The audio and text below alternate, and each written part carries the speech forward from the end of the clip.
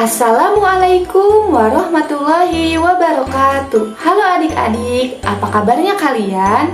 Semoga kalian sehat selalu ya. Nah, pada kesempatan kali ini Kak Vina akan membahas materi mengenai zat tunggal dan zat campuran.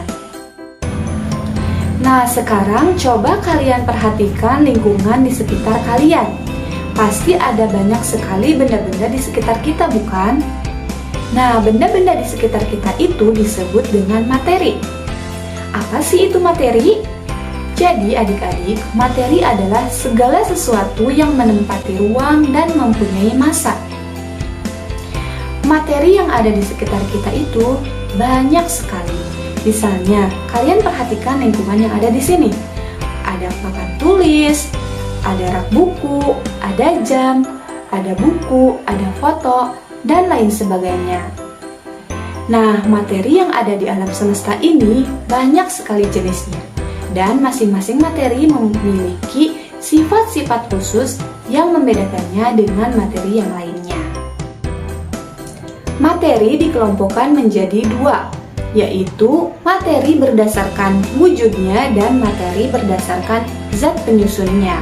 Nah, untuk materi berdasarkan wujudnya dibedakan menjadi tiga, yaitu benda padat, benda cair, dan juga benda gas.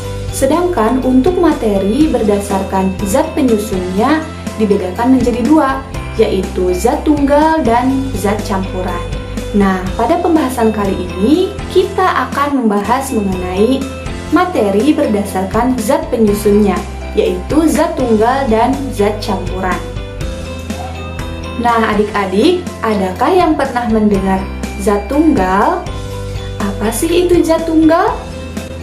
Jadi, zat tunggal merupakan materi yang terdiri dari satu jenis zat. Contohnya adalah air, garam, gula, dan masih banyak lagi yang lainnya. Nah, adik-adik, perlu kalian ketahui juga bahwa zat tunggal ini dibedakan menjadi dua.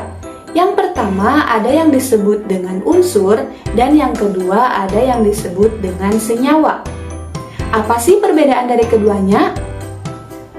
Unsur merupakan zat tunggal yang tidak dapat diuraikan menjadi zat yang lebih sederhana. Contohnya adalah besi, oksigen, nitrogen, emas, dan yang lainnya. Nah, sedangkan senyawa merupakan zat tunggal yang terdiri dari dua unsur atau lebih yang dapat diuraikan menjadi zat yang lebih sederhana. Contohnya adalah air, garam, gula, dan lain sebagainya. Nah, itulah perbedaan dari unsur dan senyawa. Nah, sekarang kita akan membahas mengenai campuran. Pernahkah kalian meminum jus? Atau pernahkah kalian menyeduh kopi atau teh? Nah, jus, kopi, dan teh merupakan contoh campuran dalam kehidupan sehari-hari. Jadi, apa sih itu campuran? Campuran merupakan suatu gabungan dua zat atau lebih yang tidak bersatu secara kimiawi dan zat-zat penyusunnya masih mempertahankan sifat masing-masing. Nah, contoh campuran dalam kehidupan sehari-hari seperti yang telah disebutkan di awal, yaitu ada jus, ada teh, kopi, udara, dan masih banyak lagi. Nah, selanjutnya perlu kalian ketahui juga bahwa campuran ini dibedakan menjadi dua jenis campuran. Yang pertama ada yang dinamakan dengan campuran homogen, dan yang kedua ada yang dinamakan campuran heterogen. Campuran homogen merupakan campuran yang zat penyusunnya tercampur secara sempurna dan tidak dapat dibedakan. Contoh dari campuran homogen yaitu ada larutan gula dan garam, di mana larutan gula ini berasal dari campuran air dan gula, serta larutan garam berasal dari campuran air dan garam. Apabila air dan gula atau air dan garam kita campurkan, kita tidak dapat membedakan zat penyusunnya dan akan tercampur secara sempurna. Jadi, setelah kita mencampurkan air dan gula, kita tidak dapat membedakan mana air dan mana gula. Nah, adik-adik, campuran homogen juga disebut dengan larutan.